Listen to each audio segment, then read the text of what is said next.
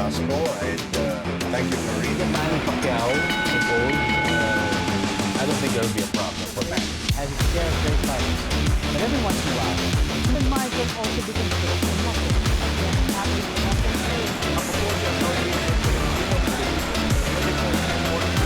Only here para sa bayan.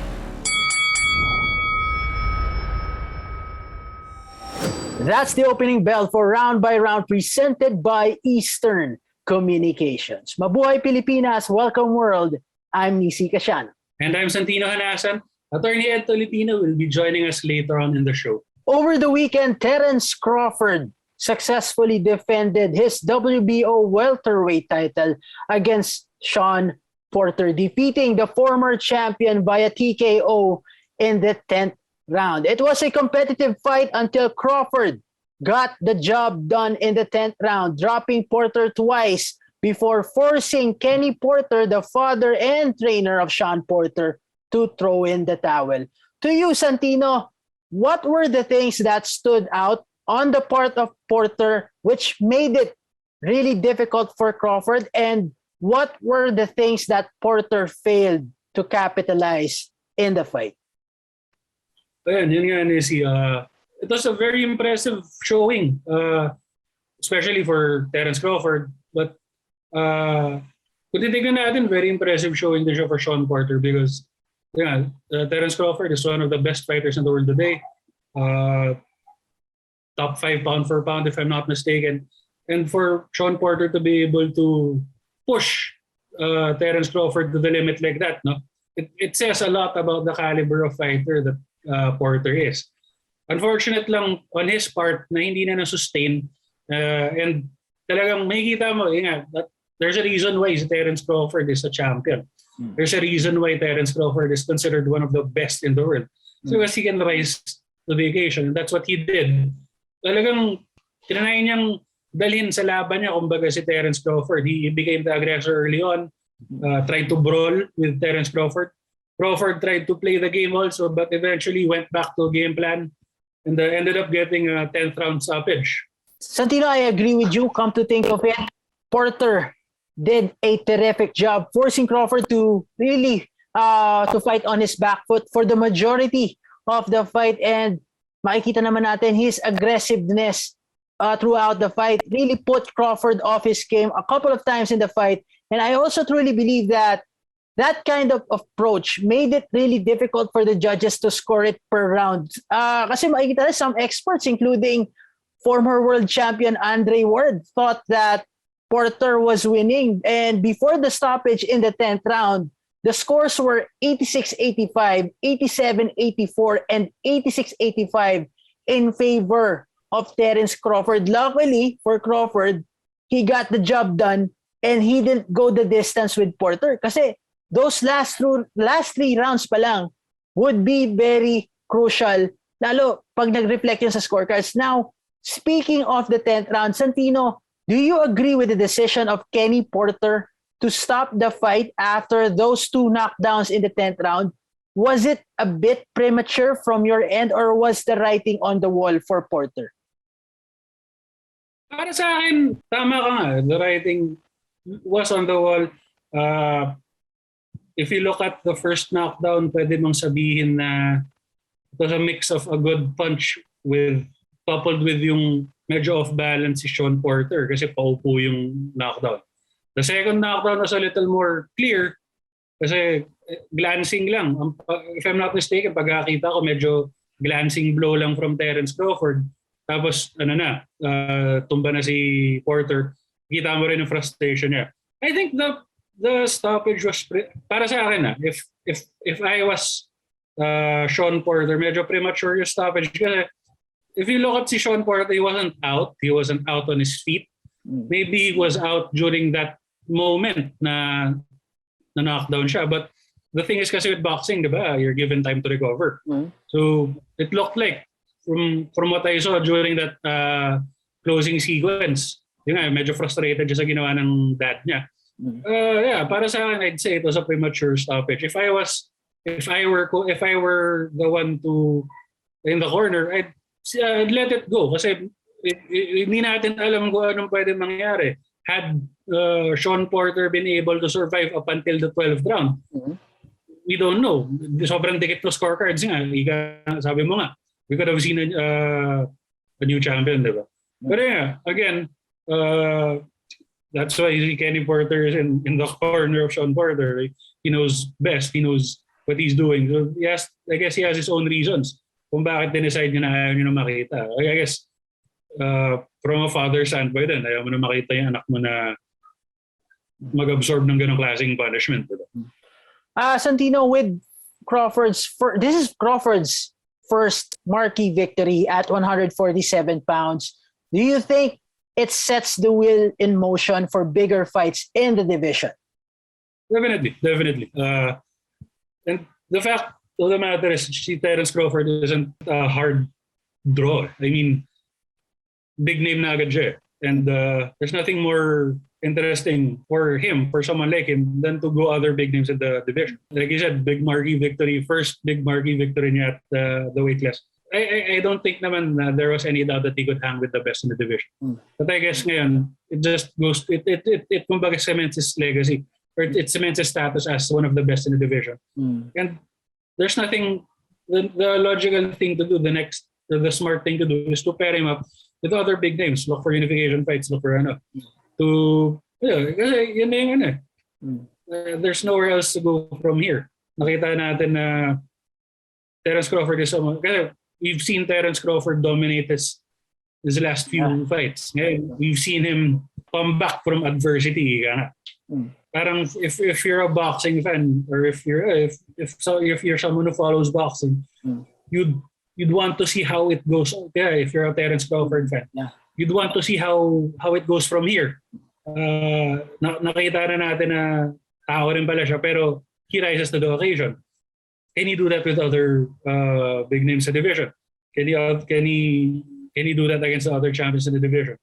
There's simply no other option than to give him the big money fights. Santino, who do you want to see Crawford fight next? Is it Crawford versus Spence or Crawford versus Ugas? I'd say Errol Spence.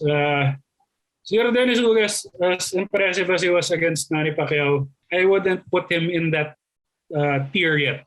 So if Ugas can prove that hindi siya fluke champion, na talagang deserving siya of if he can defend his title multiple times, I guess it would be interesting to see Crawford Ugas. But for now, I think the smart fight is an Errol Spence fight. During the post-fight press conference of his fight against Terence Crawford last weekend, Sean Porter dropped a bombshell. He officially announced his retirement from the sport of boxing, leaving with a record of 31 wins, 4 losses, and 1 draw, with 17 victories by way of knockout. Santino, according to Porter, he really intended to retire, win, lose, or draw against Terence Crawford last weekend. But the question is he really sincere about retiring? Kasi he's only 34 years old, and the welterweight division still has a good lineup of fighters. Are you buying into his decision to retire this early, or do you feel he made that call out of frustration? It's possible. It's highly likely that it's a frustration move. Kasi yun nga, you saw towards the end of the fight, kita mo yung frustration, he was banging his fists on the mat nung after the second knockdown. And the thing is kasi with boxers, we've seen this so many times with fighters saying they've retired and then coming back less than a year later, or coming back just a few years later. At 34 may not be prime, but there are some people who would say that 34 is kumbaga pababa na ng peak but still at peak. So I wouldn't be surprised to see Sean Porter announce a comeback. Kasi syempre emotions running high, especially that kind of fight. He was in there until the 10th round when he was stopped. So syempre patong-patong na frustration yan. And yun nga, yung decision ng dad niya to stop the fight, on my opinion, prematurely, it could be a compounding elements yan. So I wouldn't be surprised. I honestly wouldn't be surprised to see Sean Porter back. Very decent naman yung record niya. Although he's lost 2 of his last 3, but still his last 2 losses were against the top 2 guys in the division. Terence Crawford and Errol Spence Jr. So it's likely a frustration thing. Maybe when he's had time to relax, compose himself, think things truly, think things better. We could see na i-announce na i-rescind yung announcement niya. Kasi sa combat sports, we see that so many times. Yeah, correct. Kasi syempre, iba yung toll nung frustration. These guys train for months on end only to come up short after what? After a 10-round war na many people could have said that he was winning. So yeah, it could be a lot of that. It could be that. It could be just the frustration of being so close to victory and then having it snatched away at you can say the last minute. Santino, if he's really firm with his decision to retire, nakakapanghinayang ba sa'yo for him to leave the sport knowing that he still belongs in the elite level? It was very evident in the fight against Crawford, and I don't know why the odds makers had him as a 7-1 underdog. Your thoughts? Yeah, I remember yung 7-1 underdog. I remember I think between the rounds, Max Kellerman was saying na Sean Porter should never be a 7-1 underdog. Pero yun nga, to your question kung nakapanghinayang, it's always nakakapanghinayang. Wow. It's always, talaga lagi naman nakakapanghinayang to see a fighter in his peak say goodbye or leave the sport. Kahit nga, even sabihin mo si Manny Pacquiao, who was considering he was far from his peak already. So when he retired, ang dami nagsabi na laking gawalan ng boxing. I think the same goes for someone who's still at the upper echelon of the division in Sean Porter. So yun nga. Of course, it's a sayang kasi I'm sure he could still go out there, give fans a ton of great fights. But yeah, like I said, I wouldn't count heavily on that retirement. I wouldn't be surprised to see him back in the next year or so. Santino, kung firm talaga sa desisyon, in 3 years' time, Porter will be eligible for induction to the International Boxing Hall of Fame. With his accomplishment as a boxer, as well as being one of the longest mainstays at 147 pounds, do you see him as a first ballot Hall of Famer? No, definitely. His resume speaks for himself. And the only losses on his record are 2 elite fighters. He himself has proven that he's an elite fighter, especially with his performance against Terence Crawford. I'd say he's a surefire Hall of Famer. All right, for our next segment, we turn it over to Attorney Ed Tolentino. Maraming salamat guys. Ako po si Attorney Ed Tolentino and welcome sa trivia portion ng Round by Round. Kinumpirma na ni reigning undisputed super middleweight champion Saul Canelo Alvarez ng Mexico na ang kanyang susunod na laban ay mangyayari kontra kay WBC cruiserweight champion Ilunga Makabu ng Congo.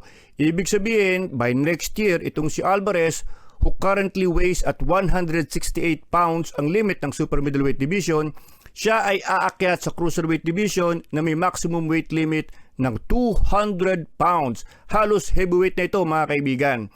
Kaya naman para sa ating trivia portion for today, ating pag-uusapan, meron na bang insidente sa boxing kung saan ang dati o reigning super middleweight champion ay nakasungkit ng titulo sa cruiserweight division? Sasabihin din natin sa inyo kung bakit itong misyon ni Alvarez na makakuha ng cruiserweight title mula sa super middleweight division ay tunay na kakaiba. Lahat ng yan dito lamang sa trivia portion ng Round by Round. At ito nga, kumpirmado na ang magiging pag-akyat ni Canelo Alvarez from super middleweight to cruiserweight division by next year. Nangyari na ba kung saan ang isang super middleweight champion ay nakakuha ng titulo sa cruiserweight division? Well, in 1988 mga kaibigan, ang Amerikanong si Thomas Hearns was recognized as the first WBO super middleweight champion. In 1993, umakyat sa cruiserweight division itong si Thomas Hearns. And in 1995, nakuha niya ang WBU o World Boxing Union Cruiserweight Championship. Yun nga lamang, hindi lehitimong titulo ang WBU. Kaya ang history books, hindi nire-recognize ang naging triumph ni Thomas Hearns sa cruiserweight division. In 1993, hinirang na IBF super middleweight champion ng Amerikanong si James Toney. In 2003 or 10 years later, nakuha naman ni James Toney ang IBF Cruiserweight Championship kontra kay Vasily Jirov. Ito, lehitimo, from super middleweight champion, naging cruiserweight champion itong si James Toney. 10 taon nga lamang ang agwat. In fact, in 2005, umakyat pa nga sa heavyweight division itong si James Toney at tinalo niya si John Ruiz for the WBA heavyweight title. Yun nga lamang, nagpositibo for banned substances itong si James Toney at na-nullify yung kanyang heavyweight title victory kontra kay John Ruiz. Now, sometime in 1994, nakilala rin bilang IBF super middleweight champion ang Amerikanong si Roy Jones Jr. Now, si Roy Jones Jr., hindi siya nangampanya sa cruiserweight division, pero mas mabigat sapagkat dumiretso siya sa heavyweight division kung saan in 2003 ay tinalo niya ang WBA heavyweight champion na si John Ruiz. Iyan mga kaibigan ang ilan sa mga dating super middleweight champions na namayagpag o nagwagi sa cruiserweight division. Yung isa nga, si Roy Jones Jr., binaypas pa yan at dumiretso na sa heavyweight division. Ngayon, pag-uusapan natin, ano ang malaking pinagkaiba ng misyon ni Alvarez na lumundag from super middleweight to cruiserweight division? At eto nga mga kaibigan, lumalabas na ang plano ni Canelo Alvarez na lumundag from super middleweight division to cruiserweight champion ay nangyari na before sa history ng boxing. Pero mga kaibigan, mas impresibo itong magiging accomplishment ni Alvarez if he is able to pull it off. Bakit ikanyo? Number one, mas mabigat na ang timbang ng cruiserweight division ngayon. Noong panahon ni Tommy Hearns at ni James Toney, 190 pounds lamang ang limit ng cruiserweight division. Ngayon, dinagdagan ng 10 pounds at 200 pounds na ang cruiserweight division.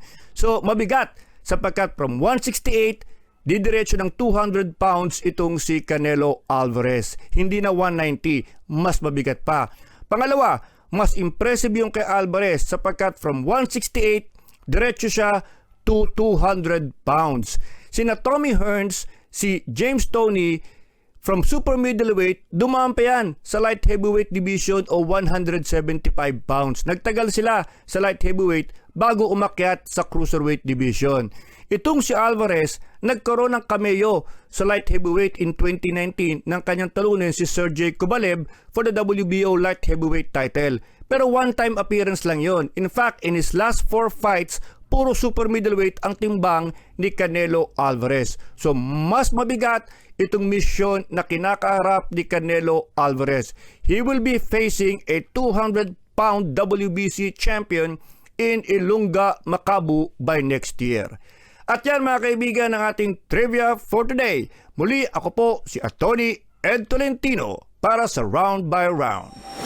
It's time for our fearless fighter of the day, brought to you by Eastern Communications. And he's none other than Zanibek Alimkhanuli of Kazakhstan. Over the weekend, he fought on the undercard of the Terence Crawford versus Sean Porter fight.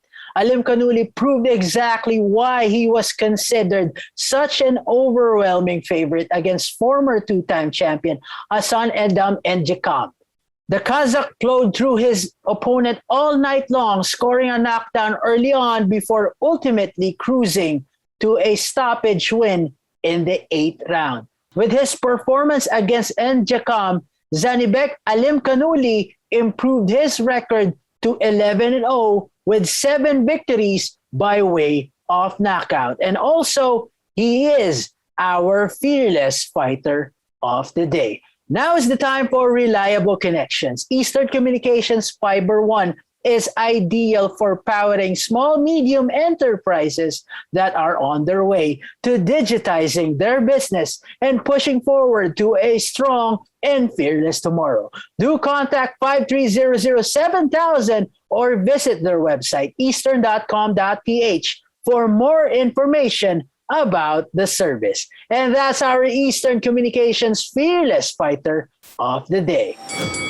And that's the final bell for today's episode of Round by Round presented by Eastern Communications. I'm Nisi Casiano. And I'm Santino Anasan. Remember, we're on Facebook at 6 p.m. Monday to Friday and on our YouTube channel right after. So like, follow, share, and subscribe now. Also, don't forget to hit the notification bell to get notified about the latest news and fearless views in the world of boxing. Boyet Season, Ryan Sangalia, and Bill Velasco are working the fights for you tomorrow. So catch them on the next Round by Round. All boxing, all Filipino, all the time. See you tomorrow.